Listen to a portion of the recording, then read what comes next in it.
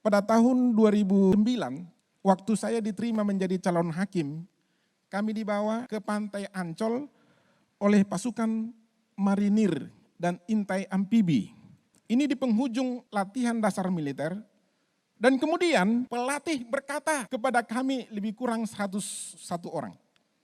Siapa yang berani di antara kalian akan dibawa ke tengah laut dan akan berenang sendiri ke pinggir pantai tanpa bantuan pelatih. Dan itu sudah malam. 50% tunjuk tangan yang berani termasuk saya. 50% lagi tidak berani, mereka menjadi pasukan bodrek berjalan-jalan di pinggir pantai. Kemudian yang kedua, pelatih berkata, di sini ditemukan ada 50 orang yang berani. Di antara kalian akan diseleksi lagi. Kalau Anda nanti berenang dari tengah laut, menemukan ular berbisa, jauhi dia. Itu bahaya. Kemudian yang kedua, kalau kamu ketemu dengan ubur-ubur juga hal yang sama. Jauhi dia, jangan dekati dia. Kalau kamu ketemu dengan binatang buas lainnya, segera hindari dia. Pertanyaan terakhir, siapa yang berani di antara kalian? Di antara 50 orang itu maka tidak sampai Bapak Ibu 30 orang yang berani.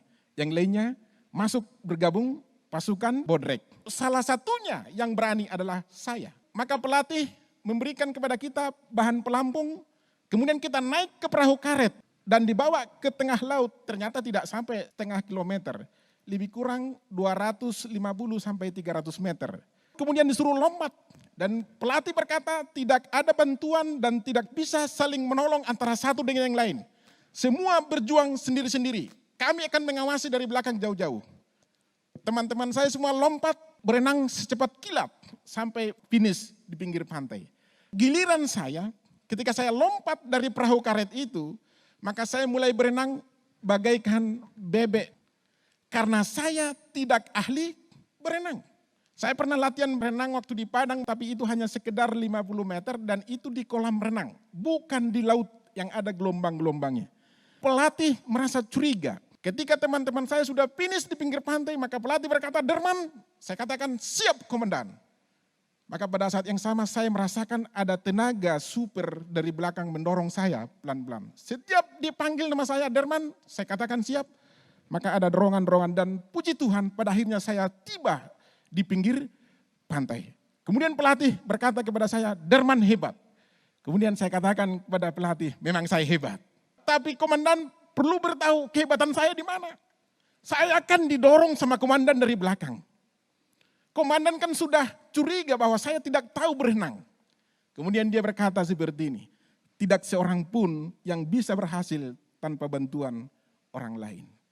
Kamu telah menunjukkan sikap keberanianmu. Walaupun kamu tidak bisa berenang, tapi kamu bertanggung jawab dan kamu menyatakan diri sebagai seorang pemberani." Yang mau saya katakan adalah itu pelatih di dunia ini. Dia memiliki sertifikasi keahlian pelatihan.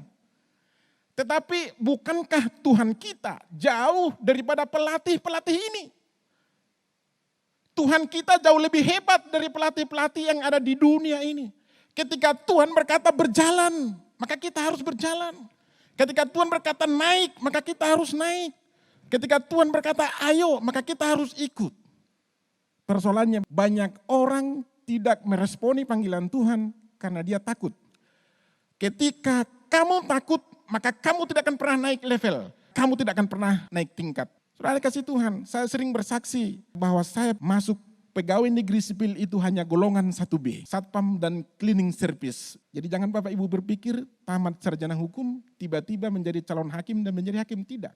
Saya menjadi cleaning service, menjadi golongan 2, baru menjadi calon hakim Bapak Ibu. Mahusor, mahasiswa hukum sore alias sekolah sore. IP-nya berapa? Hanya 2,83. Tidak kapabel sebenarnya.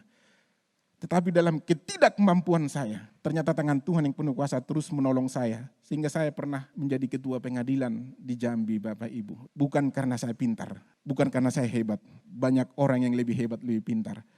Tapi ketika saya meresponi panggilan Tuhan, saya mau dan saya berjalan, ternyata Tuhan menolong dan menyertai kita. Amin Bapak Ibu.